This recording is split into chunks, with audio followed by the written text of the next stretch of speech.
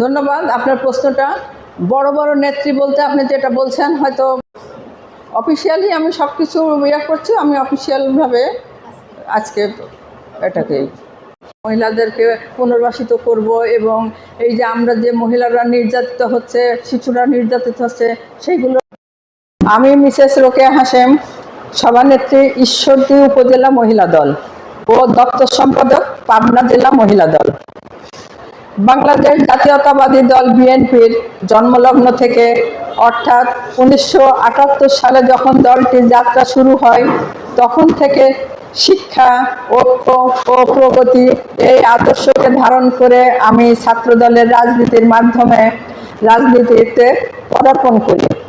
College জীবনে সক্রিয়ভাবে ছাত্র রাজনীতিতে অংশগ্রহণ করেছি এবং সংগঠনকে শক্তিশালী ও বিস্তৃত করার জন্য নিরলসভাবে কাজ করেছি। 1979 সালে ছাত্র সংসদ নির্বাচনে অংশগ্রহণ করে বিপুল ভোটে বিজয়ী হওয়ার সৌভাগ্য আমার হয়েছিল। ছাত্র জীবন শেষ হওয়া পর্যন্ত আমি সক্রিয়ভাবে রাজনীতির সঙ্গে যুক্ত ছিলাম।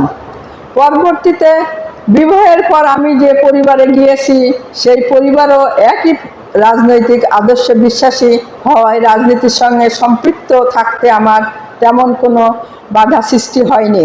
তারেক রহমান যে আন্দোলন সংগ্রামের কর্মসূচি দিয়েছেন সেই প্রতিটি কর্মসূচিতে আমি রাজপথে থেকে অংশগ্রহণ করেছি। আজ আমরা আমাদের প্রিয় নেতার ঘোষিত 31 দফা রাষ্ট্র সংস্কার পরিকল্পনা ও 8 দফা বাস্তবায়নের প্রত্যাশা নিয়ে এগিয়ে যাচ্ছি। আমরা আশা করি এই কর্মসূচির মাধ্যমে দেশের মানুষের প্রকৃত কল্যাণ সাধিত হবে। এই আন্দোলন সংগ্রামের অংশ নিতে গিয়ে আমাকে বহুবার নির্যাতন ও নিপীড়নের শিকার হতে হয়েছে।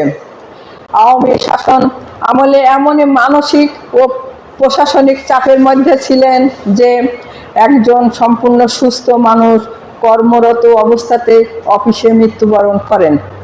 অপরদিকে আমার সন্তান অত্যন্ত মেধাবী ছাত্র হওয়া সত্ত্বেও বিসিএস পরীক্ষায় 4 বার ভাইভা পর্যন্ত উত্তীর্ণ হয়েও শুধুমাত্র রাজনৈতিক বাস্তবতার কারণে তার প্রাপ্য চাকরি থেকে বঞ্চিত হয়েছেন। হব ইনশাল্লাহ।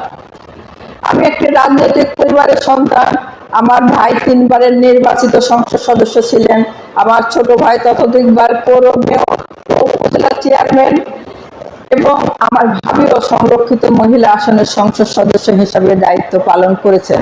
ফলে জাতীয় সংসদের কার্যক্রম ও দায়িত্ব সম্পর্কে আমার কিছুটা বাস্তব অভিজ্ঞতা ধারণাও রয়েছে। অতএব আমার দল, আমাদের প্রিয় নেতা যদি তৃণমূলের এই কর্মী অতীত আন্দোলন সংগ্রাম অবদানকে মূল্যায়ন করেন তাহলে আমি জনগণের আস্থা রক্ষা করে আমার দায়িত্ব যথাযথভাবে পালন করতে পারবো ইনশাআল্লাহ।